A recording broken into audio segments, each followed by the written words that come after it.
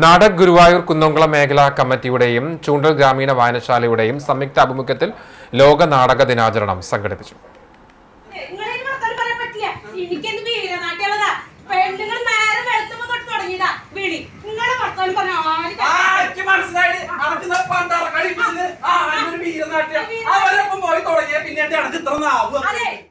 ചൂണ്ടൽ ഗ്രാമീണ വായനശാല ഹാളിൽ നടന്ന നാടക ദിനാചരണം കവയത്രി ധന്യ വേങ്ങച്ചേരി ഉദ്ഘാടനം ചെയ്തു.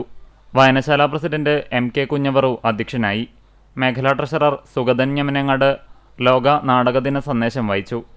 വായനശാല മുൻ സെക്രട്ടറി K രാമകൃഷ്ണൻ, നാടക് മേഖലാ സെക്രട്ടറി റോഷൻ കേശവൻ, മേഖലാ president V Vidyadharan, program convener CJ Francis എന്നിവർ സംസാരിച്ചു. ഉദ്ഘാടന ചടങ്ങിനെ തുടർന്ന് 2 ലഘുനാടകങ്ങളുടെ അവതരണവും നടന്നു. ലത്തീഫ് മമ്മിയൂർ എഴുതി ബാബു അരികന്നിയൂർ സംവിധാനം ചെയ്ത ദി ഫീസ് എന്ന നാടകത്തിൽ ബാബു കാവീട്, ശശി ആഴ്ചത്ത്, മുജീബ് ഗുരുവായൂർ, ഹരി വടക്കൂട്ട് എന്നിവർ അഭിനയിച്ചു. അല്ലേ, തിരിച്ചു വരുമ്പോ ഇവിടെ ജോലി ഉണ്ടാകുമെന്ന് ഉറപ്പ് പറയാനാവില്ല.